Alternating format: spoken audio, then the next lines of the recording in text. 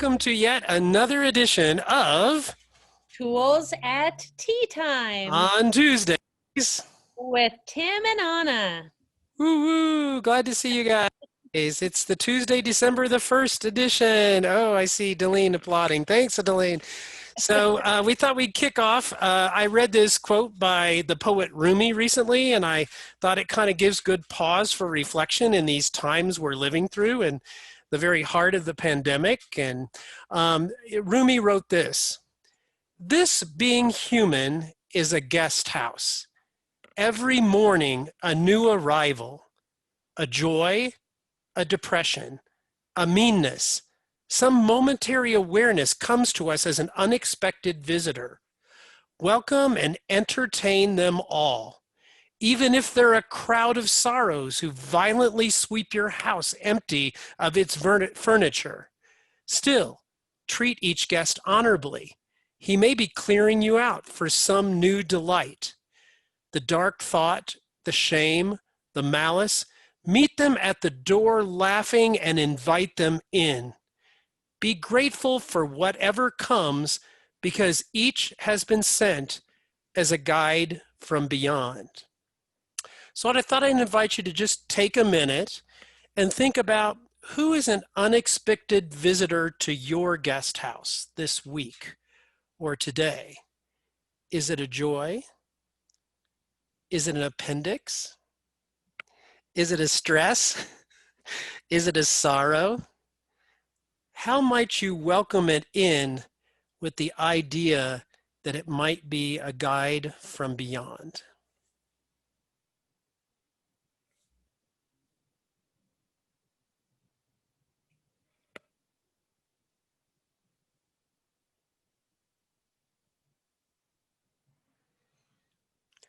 All right, well, I want to leave time for our special guest today. So we're going to go ahead and let on the show.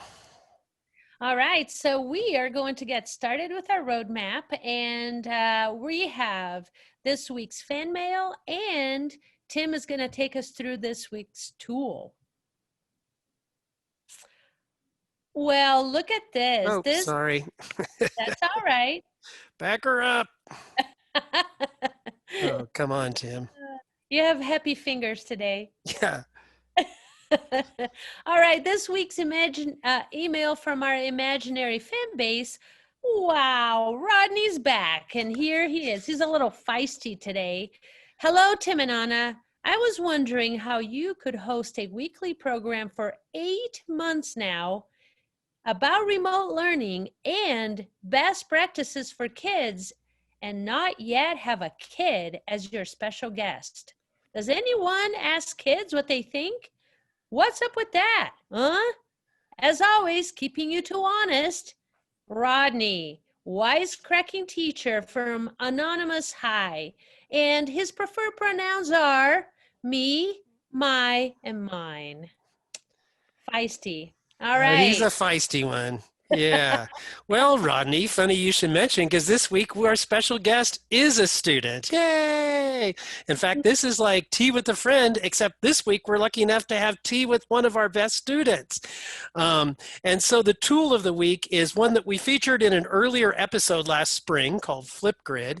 And I thought we'd take a second look at this because Flipgrid allows us to give every student a voice. It has some interesting tools that allow more students to be able to give us feedback about what we're doing. And so I'm going to show you some examples of that here in just a minute. But so what are some things that we might seek feedback about from our students? These come from the Distance Learning Playbook. But if we want to build relationship and give students agency over their own learning, this is the kind of feedback we might seek. We might ask them, so how are you experiencing online learning? We might ask them, are the videos and materials that I'm giving you useful? Are you using mine, or are you going out and searching the internet for your own to learn this?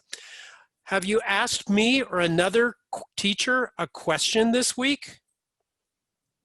What could I do to make it easier for you to get help? what are you doing to stay motivated and focused at home? So like asking them what they're doing to take agency over their own learning. And give me an example of something that I or another teacher does that's really helpful to you. So those are some examples. Now I'm going to share a screen so you can see my Flipgrid screen and show you what I received from a couple of students this week. Okay, I believe you are seeing that now, correct, Anna? Yes, sir. Okay, so our first student who gave us a little video feedback before we get to our live student is Lily. She's a high school student. In fact, she's related to Beth Enderly up there, but she's a high school student from Ohio who told us her thinking. Now, I mentioned that Flipgrid has some really great accessibility. One of those is for hearing impaired students or other people that are going to be viewing this. There's a little closed captioning button that you can click, and when a student records a video, it automatically creates the closed captioning for them, and it does a really good job, actually. Notice it makes few mistakes when it's creating the automatic closed captioning. So here we go. I'm going to show you Lily and what she said. My name is Lily, and I think one of the hardest parts about online learning is not being able to ask questions right away. If we're like on a live Zoom call, it's hard to raise your hand or get clarity, but I found it really helpful when my teachers set up office hours, and then they'll just log on to Zoom, and then we can log on if we need to ask questions and get clarity. So really want to thank Lily. In fact, I did. As a teacher, you can just click this button here that says feedback, and I recorded a video thanking Lily for giving us her thoughts. It's very simple, doesn't require any kind of like technology understanding of how video works at all. We're going to look at a middle school one.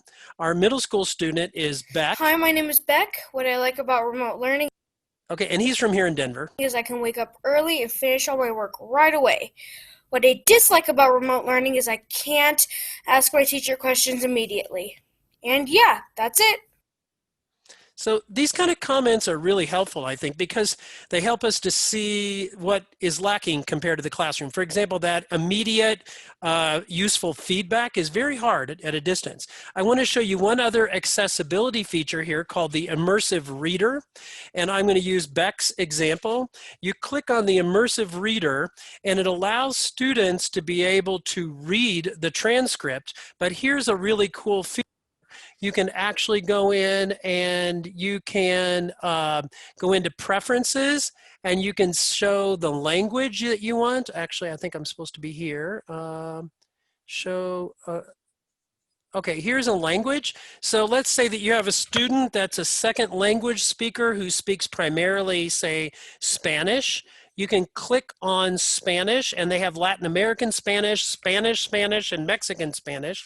I chose Mexican Spanish, and it's going to go ahead and, oh, I'm sorry, I didn't click the last button here. It's going to translate everything that was said by their fellow English-speaking students. Whatever they said in their video will automatically be translated into Spanish and can be played. Hola, me llamo Beck. Lo que me gusta del aprendizaje remoto es que puedo despertarme temprano y terminar todo mi trabajo de inmediato. Lo que no les gusta del aprendizaje remoto es que no puedo hacerle preguntas a mi maestro inmediatamente y sí, eso es todo. Okay, so I hope that you can see here that this allows students to have more access, and it also allows them to not overwhelm their working memory. You know, trying to figure out the technology and doing all that at the same time is enough, but to have to be translating all at the same time, that you can let students use this translation feature to be able to understand what you're telling them or what the other student, they often can't read body language at a distance, but this allows them to have access. So, that's our tool of the week, to seek student feedback about what you're doing. And I think it's time we move on down the road to our very special guest. And her name is Sidel Buyungo, and she is a sophomore at the Denver School of the Arts, majoring as a cello major. And she also happens to be my wonderful niece. I'm very lucky. And she was gracious enough to join us today. So let's give her some jazz hands, or you can use your reaction button and let Sidel know that you're happy that she's here. So thanks, Sidel. I'm just going to go ahead and turn over screen sharing to you, Sidel, and you can share whatever you would like with us, and we'll give teachers a chance to ask you questions afterwards. Oh, you're getting a heart from Adrian DeBall. Oh, hi, I'm Sidel. I go to Denver School of the Arts. I am a sophomore. I play the cello. I'm an orchestra major there. And basically, I'm just going to talk to you guys about things that I've noticed that have really worked at my high school and things that haven't worked so well, and just kind of give you guys a perspective of like what students really enjoy. So I'm going to share my screen now. And okay. So basically, this is just a student's perspective on virtual learning by me.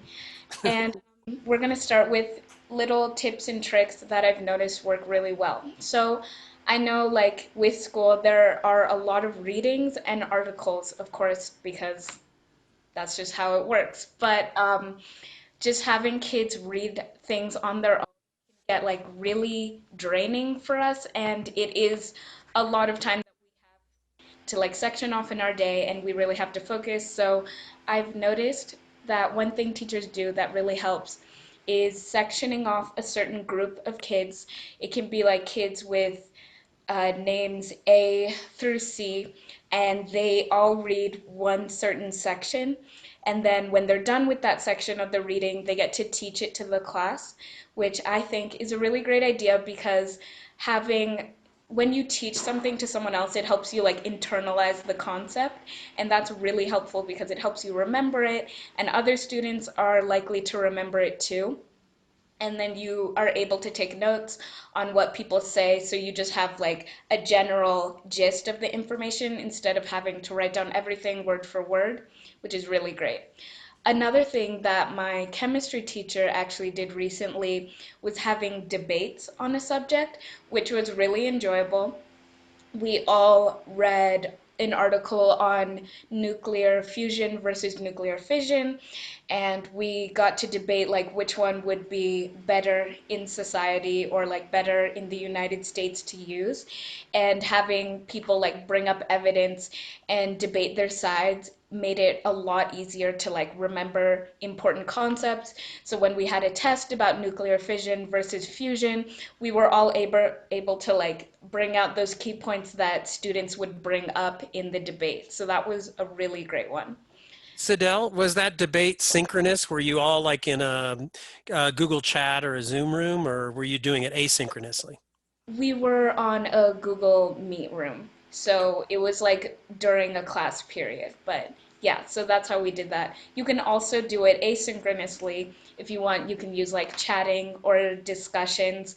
We use an app called Schoology. I'm not sure if any of you other guys have used that, but there is this feature where you're able to comment, and we've done that too for different uh, themes or different ideas in class. Everybody gets to comment on something, and then you get to respond to those. And those are always really fun because it's almost like you're having an in-class discussion, but like you get more time to like think of your information and pull evidence, which is always great too.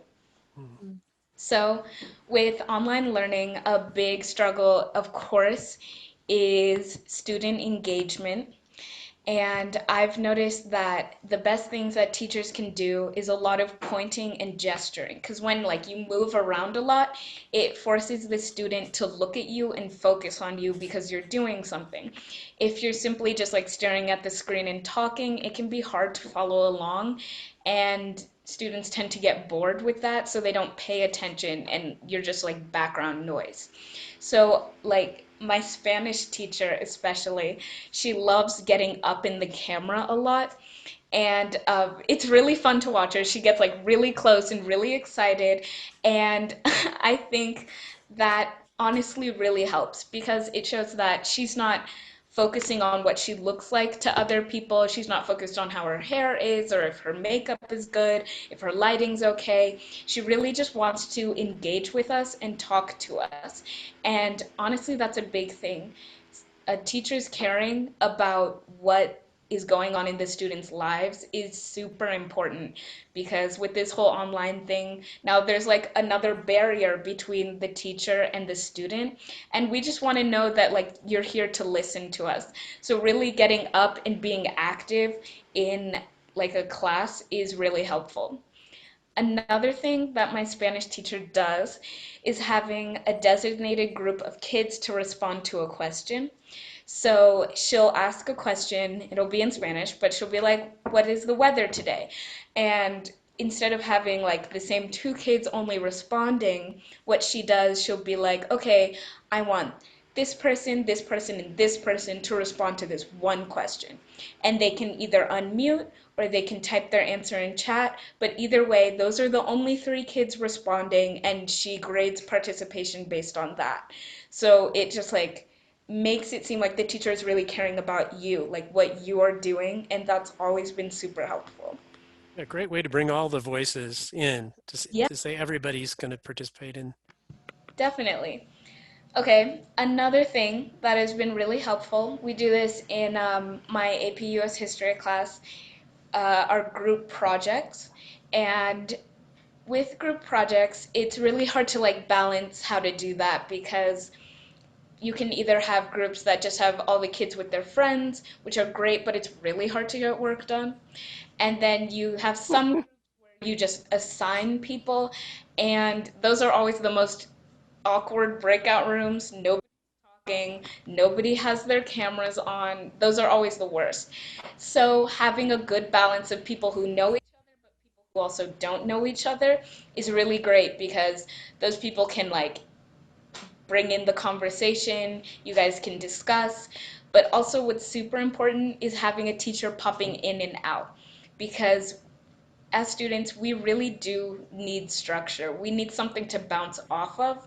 So having a teacher coming in and out, just like popping in to be like, "Hey, what are you guys up to? This is what I was thinking you guys could like do for your project," and then just popping out, so that we do have some liberty, but you're still there to help us out, which is super great. Oh, and with this next bullet point, whiteboards. This is something my math teacher does, actually. What we do on Fridays, we have a shorter class period, so it's only like 25 minutes, and it's really hard to get a lot of stuff done in that time. As I'm sure you guys already know, virtual learning, everything is so much harder to like get information out. But what she does, we do skills practice on Fridays. So we all have a little whiteboard. It's not that big. It's like maybe this big. And what we do, she'll put a question on the screen, and she'll give us like 5 minutes, and we all do the question, we do the problem, and once we're ready, we can either like put a thumbs up, or on Google Meet, there's a little button that says like raise hand, or I know on Zoom there are reactions. So that lets her know that we are ready and we finished. And then she'll go 1, 2, 3, and we all hold up our answer, whatever answer we got. And she will check through and she'll be like, "Okay, you're good, you're good. You might want to recheck that one. You might want to recheck that one." And then after she's checked everyone's, then she will go through the problem with us. And that has always been really great, because whiteboards are pretty accessible. We all have like these little whiteboards from the dollar store. They're easy to get, and it's not another addition of technology onto the students, because like you guys, we do get overwhelmed with a lot of new things. So if there's like a new thing we need to download, a new app we need to get, that can also just overwhelm us, because it begins to be a lot. So just getting simple things that people can use, like whiteboards, really help. And another thing that also helps are doing at-home experiments. My chemistry teacher actually just started doing this. It's been really hard for her to have those chemistry experiments that you would usually have in a classroom because not all of us have those resources. So she has been using kitchen experiments, things that you will automatically have in your kitchen, baking soda, like lemon juice, water, that kind of thing. And another thing she does is she actually goes into school that has all of her stuff, all of the tools that she uses, and she will bring her camera and she will just teach us there. So we will be able to watch an experiment happen. She'll be like, okay, if I add this, like, what do you think is going to happen? And we get to watch it in real time. And it's not the best situation, but it's honestly a lot better than having her just talk to us for the whole period. So that is also a really great idea. Another thing that my Spanish teacher actually does are called brain breaks. She's really big on mindfulness and taking your time with things, which is super important. So, in between a class period, she will designate time, like 5 to 10 minutes, like at the most, 10 minutes at the most. And there will be a theme for today, for that class period. And one of them was going outside. She makes us all keep our cameras on while she watches us stand up and actually go outside. She's like, I want to make sure you guys are getting away from your computers. So we all stand up, we go outside, and she'll be like, take a picture of a flower you saw, or take a picture of what the weather's like today, or take a picture of an animal you saw. Or she'll be like, I want you to write down 5 things that you saw outside, and you can write it down in your journal, or you can write it on like the shared classroom page. And another break thing she does are called her recreate selfies, and those are really silly but really fun. So she'll choose a random selfie on the internet and she'll recreate it first and then have all of us recreate it. We actually did one today. It was a person with sunglasses and a blanket on in the mirror, and all of us get all of those tools and all of those like outfits, and we all take the same picture, and then we upload it, and it's funny to see everybody's rendition of the same thing. And those, it's it's weird at first. At first, we're all like, ugh, nobody wants to do that. Like, that's weird. But once you see everybody doing it, it's so much fun, and it's always a great break to do. Another thing she does are gratitude journals. So she will have a list of prompts, and you can either choose one of the prompts to do, or you can choose several, or just write what you're grateful for. Another thing she does like this meditative or mindfulness journaling activity where she just says a couple prompts and you only have a few seconds to answer, which is really great because it helps you just flesh out all of the ideas in your mind so that you don't have a lot of time to think about what's going on. She'll be like, how do you feel today? And if you feel mad, then you just write mad. And then it's time for the next one. Like, what's your favorite thing you did today? And if it's sleeping, you just write sleeping. And you just get all of that out. And then she'll be like, okay, take a couple seconds to breathe really deeply and then look at back on what you answered. And it's funny to see like, wow, I was really stressed about this and this. Maybe I should like take more time doing that. I should get away when I do that. And it'll be like, wow, this and this made me really happy. I should do that more because that makes me happy. So those are always really great. We do a lot of deep breathing, and she likes for us to keep our cameras on, which is always nice because, you know, if everybody's taking the time to breathe deeply, like, you want to do it too. So she really helps like the whole class just take a deep breath all together, and those are really great. We do one meditative act, which is my favorite. It's called the loving kindness meditation, and it's about spreading love and kindness to the people close to you, like your family members that might live with you or might live elsewhere.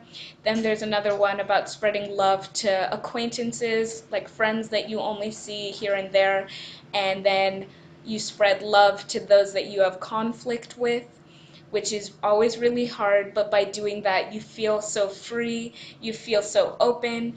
And then finally, you spread love to yourself, which is also super important. She really emphasizes taking care of yourself, valuing the work that you do, and that always makes students and kids feel worthy. It makes them feel like they're valued, which is also super important because, like you guys, we work a lot and we sometimes forget to take time for ourselves. So when teachers reinforce that we are doing a good job, it just makes us more energized and ready for the next class, which is super great. Well, And Sidel, yeah, we appreciate you coming on and sharing a little love with all of us. We're very loving kindness meditation. You're like a walking loving kindness meditation, and we also appreciate how articulate you are. That you're very powerful with words. Thank you so much for sharing that. I don't think we're gonna have time to go to our usual breakout today with other people, but we would encourage you to think about how you can solicit this kind of feedback from your students. And we have time maybe for a couple, 2 or 3 questions. If anyone wants to ask Sidel a question, go ahead and either raise your virtual or your real hand. Your virtual hand is under participants. If there's a little blue hand in the lower corner, if you click participants. But anybody want to ask Sidel a question about something that you've been wondering or struggling with middle or high school students in particular? Or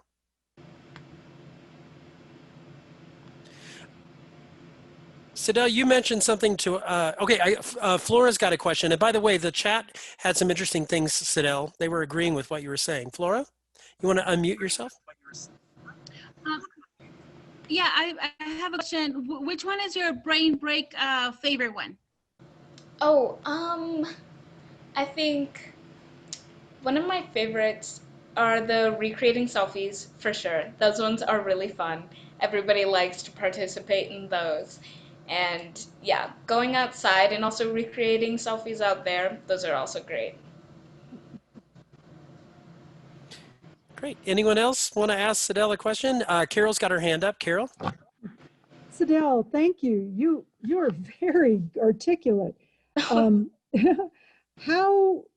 do you miss in person? I mean, you're so positive about virtual. How do you feel about the comparison of the two? Um, Definitely one downside to all of this remote learning is not seeing people. Of course, people have friends. You always want to be with that person in class. You're like, oh, something funny happened. Like, I wish we could talk to each other about that.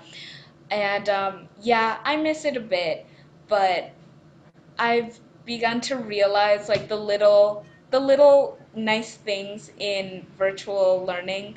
Like I especially love my lunch breaks now because I get to take my dog on a walk, which I never got to do during school and I never had time, which has also been a really great bonus. But on the downside, with teachers continuously assigning things online, like we always get notifications for every new assignment and you just feel forced to keep on working. So your school day goes from like 8 a.m. to 8 p.m.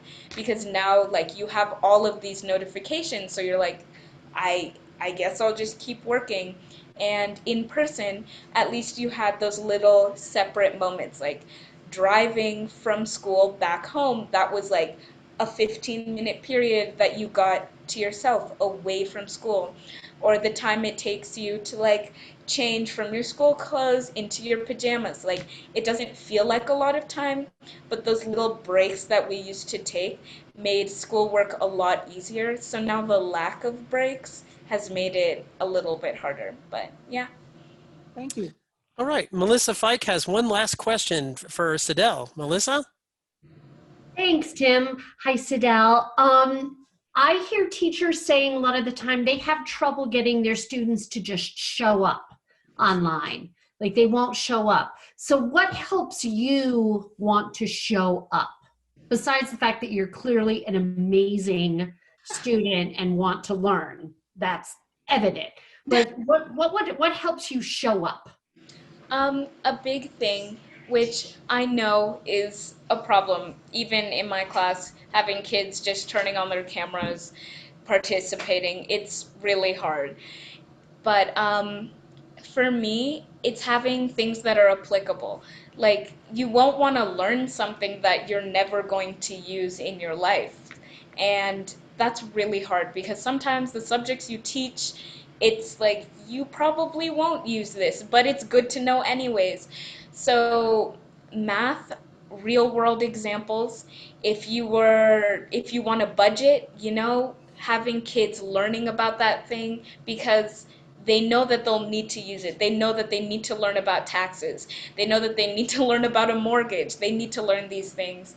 And chemistry, she uses examples uh, that you can see outside. It's like, wow, I never knew that that element was in like that object, or even baking. You're like, wow, those chemical reactions, like that's applicable in my life. And having those things, it gets you excited. But also having a variety of activities that you do, that's also really great because doing the same thing every day, it's tiring for you and it's tiring for us. So mixing it up, some things that my teachers have used, they Oh, use, uh, Adele, why oh, don't you finish your thought? And we try to, we do want to respect the teacher's time by getting us out of here shortly. But go ahead, finish your thought. okay. We use this tool called Edpuzzle here. We use Edpuzzle, Remind, and Kahoot.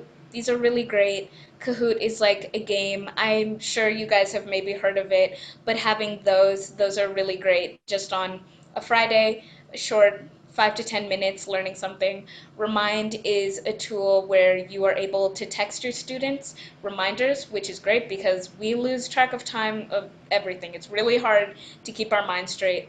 And Edpuzzle, those are really great. You can look into those.